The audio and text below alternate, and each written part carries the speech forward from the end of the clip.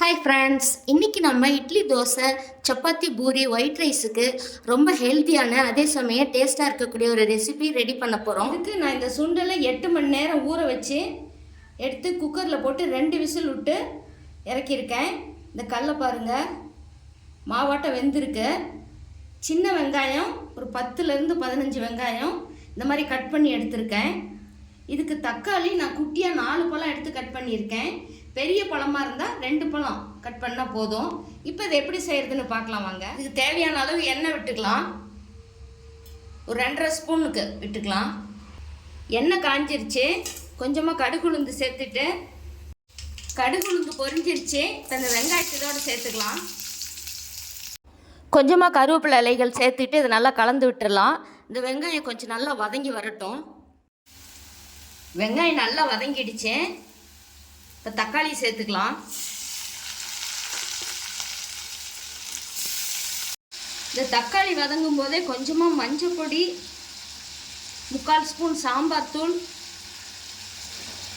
நம்ம ஏற்கனவே கடலை வேவிக்கும் போது கொஞ்சமாக உப்பு, மஞ்சத்தூள் சேர்த்துருக்கேன்.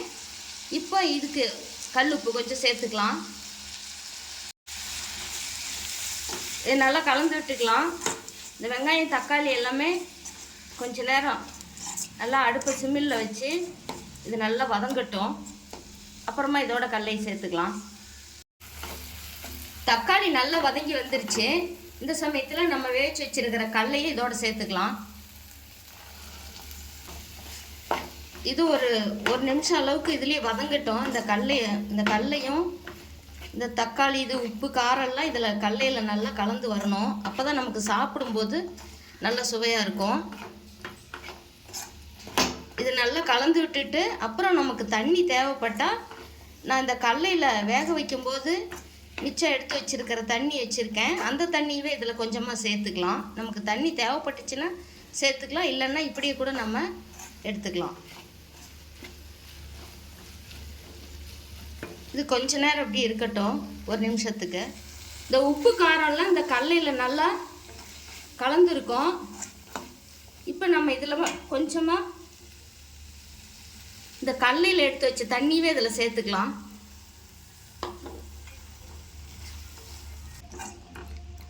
இந்த தண்ணி கொஞ்சம் ட்ரை ஆனதும் நம்ம கொஞ்சமாக கொத்தமல்லி இலைகள் போட்டு இறக்கிடலாம். இப்போ தண்ணிலாம் நல்லா ட்ரை ஆகி நமக்கு கிரேவி ரெடி ஆகிடுச்சு. இந்த சமயத்தில் கொஞ்சமாக கொத்தமல்லி இலைகள் போட்டுக்கலாம். இப்போ கொத்தமல்லி இலைகள் போட்டு கொஞ்சம் கலந்து விட்டுட்டு நம்ம ஸ்டவ் ஆஃப் பண்ணிடலாம். நமக்கு ஈஸியாக அதே சமயம் டேஸ்ட்டாக இருக்கக்கூடிய கொண்டக்கடலை, இது ரொம்ப ஹெல்த்தியான ஒரு ரெசிபி. இந்த மாதிரி நம்ம ஈஸியாக சட்டுன்னு லஞ்ச் பாக்ஸுக்கு கூட ரெடி பண்ணிக்கலாம். இதை செஞ்சுட்டு நம்ம ஒயிட் ரைஸில் போட்டு இதை கலந்துக்கிட்டோமா ரொம்பவே சூப்பராக இருக்கும் சாப்பிட்றதுக்கு. இதே போலவே நீங்களும் செஞ்சு பாருங்கள். செஞ்சு பார்த்துட்டு உங்களுடைய கருத்துக்களை கமெண்ட் பாக்ஸில் சொல்லுங்கள். இந்த வீடியோ பிடிச்சிருந்தால் லைக் பண்ணி ஷேர் பண்ணுங்கள், சப்ஸ்கிரைப் பண்ணுங்கள். தேங்க்யூ.